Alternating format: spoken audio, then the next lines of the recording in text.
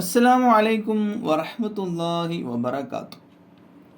മരത്തിൻ്റെ ഇല സ്വപ്നം കണ്ടാൽ, മരത്തിൻ്റെ ഇല ഉണ്ടല്ലോ, മരത്തിൻ്റെ ഇല, പ്രത്യേകിച്ച് സ്ത്രീകൾ ഇങ്ങനെയുള്ള സ്വപ്നം കാണാൻ സാധ്യത കൂടുതലാണ്. കാരണം അവർ രാത്രി കിടന്നുറങ്ങുമ്പോൾ രാവിലെ എന്തൊക്കെയാണ് ചെയ്യേണ്ടതെന്നുള്ളത് നമ്മൾ സാധാരണ പ്ലാൻ ചെയ്യുമല്ലോ. രാവിലെ ഇന്നതൊക്കെ ചെയ്യണം, നേരത്തെ എണീക്കണം, ഭക്ഷണം ഉണ്ടാക്കണം, അടിച്ചു വാരണം, അങ്ങനെയൊക്കെ നമ്മൾ പ്ലാൻ ചെയ്യും. അങ്ങനെ സ്ത്രീകൾ അധിക സമയവും രാത്രി ഉറങ്ങുമ്പോൾ ഇപ്പോൾ രാവിലെ അടിച്ചു വാരണില്ല റബ്ബേ.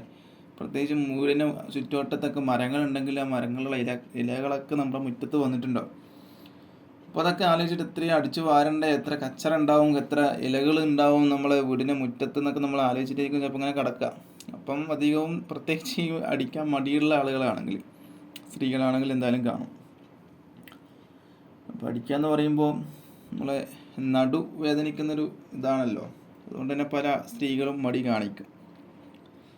അപ്പോൾ ഇതുപോലത്തെ ഇല പല രൂപത്തിലുണ്ട് കേട്ടോ. ഇല മാത്രം കാണുന്നതുണ്ട്, ഇനി ഇല കൊഴിഞ്ഞു പോകുന്നതും കാണലുണ്ട്. അതായത് ഇല സ്വപ്നം കാണുന്ന ആളുകളുണ്ട്, മരത്തിൽ നിന്നും ഇല കൊഴിഞ്ഞു പോകുന്നതും കാണാറുണ്ട്. എന്നിരുന്നാലും ഇതിൻ്റെ വ്യാഖ്യാനം എന്തായിരിക്കും?